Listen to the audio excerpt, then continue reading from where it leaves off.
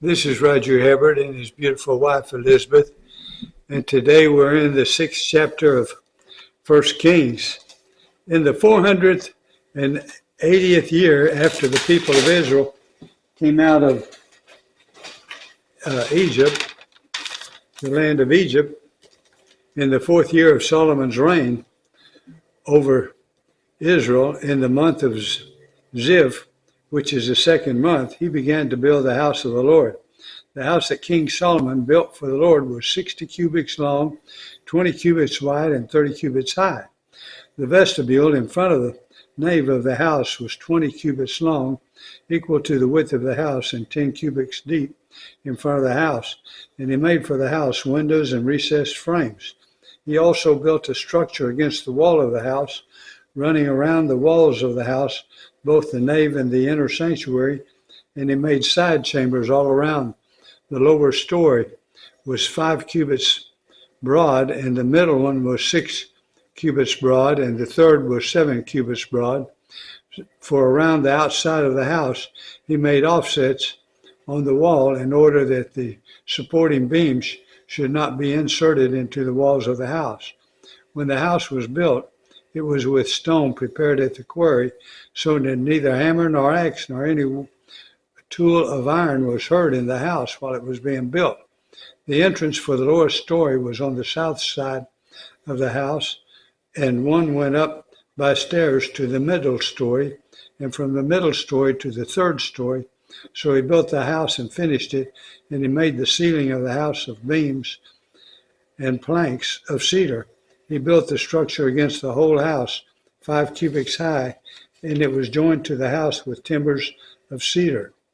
Now the word of the Lord came to Solomon concerning this house that you are building. If you will walk in my statutes and obey my rules and keep all my commandments and walk in them, then I will establish my word with you, which I spoke to David their father, and I will dwell among the children of Israel and will not forsake my people Israel. So Solomon built the house and finished it.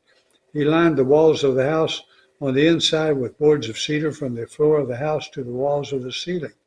He covered them on the inside with wood, and he covered the floor of the house with boards of cypress. He built 20 cubits of the rear of the house with boards of cedar from the floor to the walls, and he built this within as an inner sanctuary, as the most holy place. The house, that is, the nave in front of the inner sanctuary, was 40 cubits long. The cedar within the house was carved in the form of gourds and open flowers.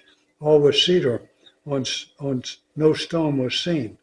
The inner sanctuary he prepared in the inmost part of the house to set there the ark of the covenant of the Lord. The inner sanctuary was 20 cubits long, 20 cubits wide, and 20 cubits high, and he overlaid it with pure gold. He also overlaid an altar of cedar, and Solomon overlaid the inside of the house with pure gold, and he drew chains of gold across in front of the inner sanctuary and overlaid it with gold. And he overlaid the whole house with gold until all the house was finished. Also the whole altar that belonged to the inner sanctuary he overlaid with gold. In the inner sanctuary he made 2 cherubim of olive wood, each 10 cubits high. 5 cubits was the length of one wing of the cherubim, and 5 cubits the other length of the other wing of the cherubim. It was 10 cubits from the tip of one wing to the tip of the other. The other cherubim also measured 10 cubits. Both cherubim had the same measure and the same form. The height of one cherubim was 10 cubits, and so was that of the other cubit. He put the cherubim in the innermost part of the house, and the wings of the cherubim were spread out so that a wing of one touched the one wall, and a wing of the other cherubim touched the other wall. Their other wings touched each other in the middle of the house, and he overlaid the cherubim with gold. Around all the walls of the house he carved engraved figures of cherubim and palm trees and open flowers in the inner and outer rooms. The floor of the house he overlaid with gold in the inner and outer rooms. For the sanctuary to the inner sanctuary, for the entrance to the inner sanctuary, he made doors of olive wood. The lintel of the doorposts were 5-sided. He covered the 2 doors of olive wood with carvings of cherubim, palm trees, and open flowers. He overlaid them with gold and spread gold on the cherubim and on the palm trees. So also he made for the entrance of the nave doorposts of olive wood in the form of a square, and the two doors of cypress wood.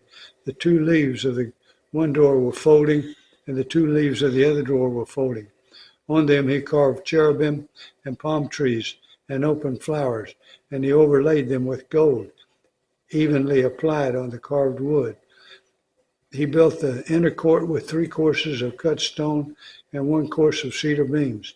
In the 4th year, the foundation of the house of the Lord was laid in the month of Ziv, and in the 11th year, on the month of Bul, which is the 8th month, the house was finished in all its parts, according to all its specification. He was 7 years in building it. Thank you for listening.